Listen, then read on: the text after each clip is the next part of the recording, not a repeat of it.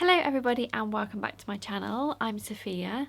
Today we're going to talk about zigzag stitching and finishing. So a lot of people in the sewing school ask me about how to finish the edges of their garments properly, or what finishing actually means. So I thought we'd talk a bit about that, and then I'm going to show you a few little tips that you can do on your normal sewing machine. So when a pattern says to finish the raw edges, or in some patterns it might say join these two pieces together and then finish, and it literally just says that and nothing else, and people go, oh, I'll join the edges together and now I'm finished, so I'm done. But to finish actually means to finish the raw edges and to stop them fraying. So if I just show you on all fabrics where the salvages go up and down, so imagine this is a roll of fabric. You've got your salvages this side, and then the roll of fabric will be rolled like this. So basically, any time that you cut your pieces out, you will have a raw edge. So once you've cut your fabric, or you've gone to a fabric shop and cut it, the top and bottom of your piece will then be raw edges, and your salvages will still be attached on the edge. Once you've cut your salvages off, like most people do, you've got four sides now that are all raw edges, so there's nothing sort of holding those woven fibers together. So if I gently sort of pick at a little bit, I'm showing you on an open weave one just to make it really obvious. If I keep pulling this, can you see that it just starts to come off and come apart, and then you're left with all the fluff on the edge of there.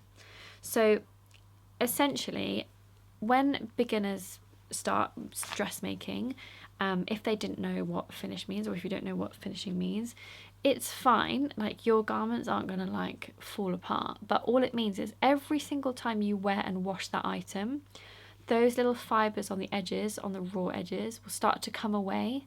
I mean, and you may have found that if you haven't finished the raw edges after you've washed it, it's just full of little bits of fluff and thread.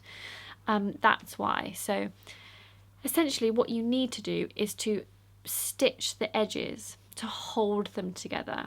So in a more professional setting, we would use something called an overlocker, which loops the edges, and that's what the insides of your ready-to-wear garments might look like. There's another reason why people do purchase overlockers, because they have a slightly more professional looking finish on the inside.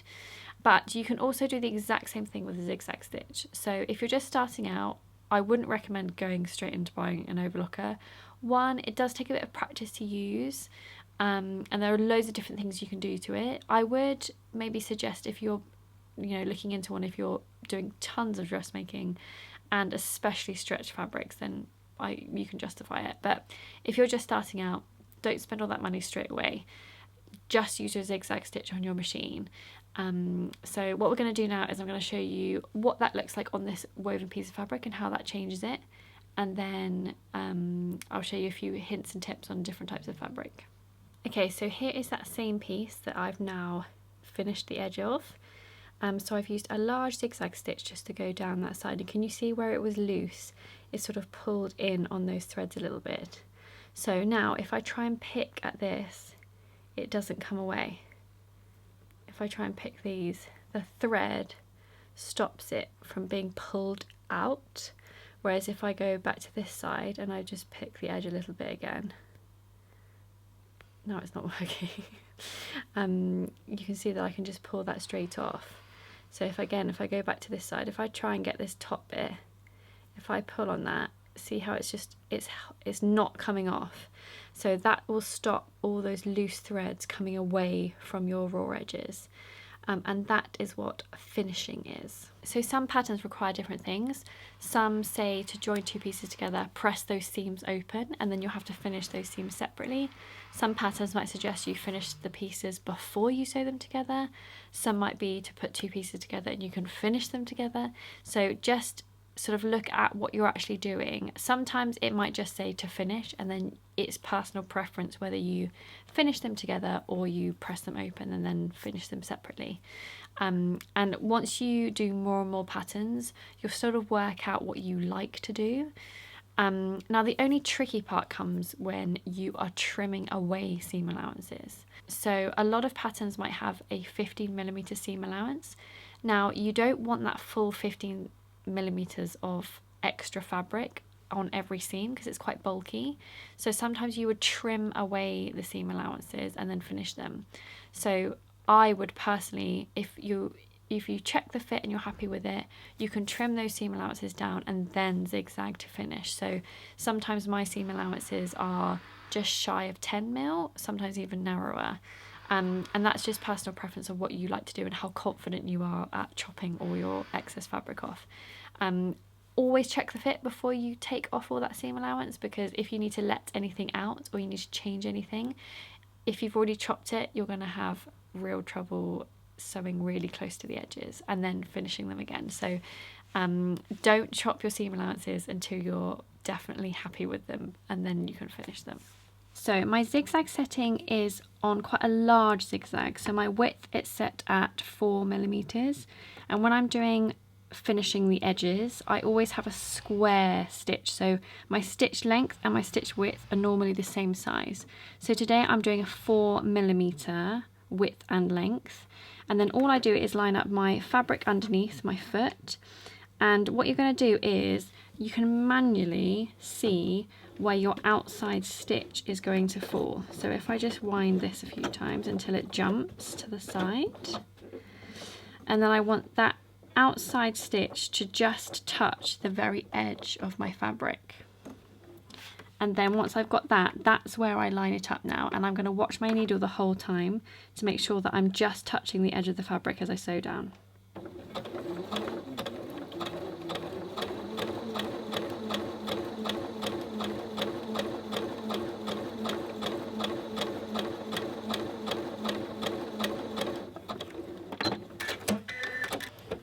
And that's how I would finish that fabric there.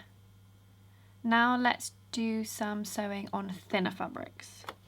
Okay, so when you're sewing on thinner fabrics, you may find that this happens if you try and do the same method.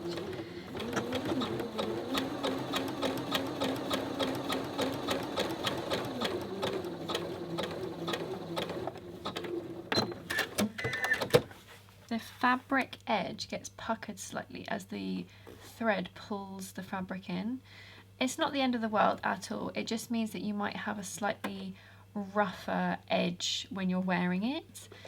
So I'm just going to show you a few tips of how to avoid this. Okay, so my first tip is to not sew the thin fabrics right on the edge. I want you to move it further on. Now this is important if you haven't cut your seam allowances off yet, because that will save you a lot of time and ag. So move where you're going to stitch away from that raw edge, closer to the line that you've just sewn, and then you're going to sew.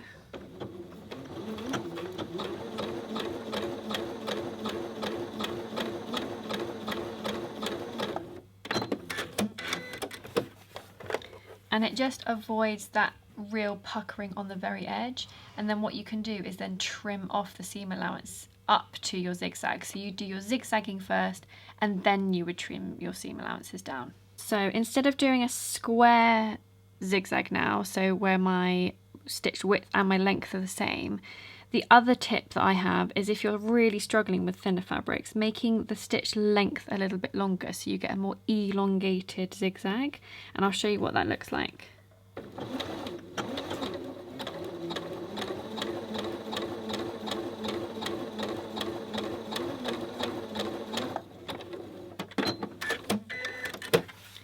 So this time I've done a 3 millimeter width, but with a 4 millimeter stitch length.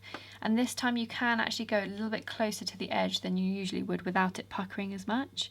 But you do get a more elongated zigzag stitch, which will be absolutely fine. It's just another way to get around your thin fabrics puckering so much. Okay, so I really hope you found that useful. There's just a few little tips of how you can actually get a nice finish on the edges of your fabrics, whether you've got thicker fabrics or thinner fabrics. Thicker fabrics are always going to be more stable and easier to sew, but when you're sewing with poplins or viscoses, those are just a few things that I think might help you finish your raw edges. I really hope you found this useful. Give it a thumbs up if you did. Comment below if you have any questions or if you have any other tips that you want the community to find out about. It's always useful to share knowledge, and I will see you next week for another video. Happy handmade, everyone.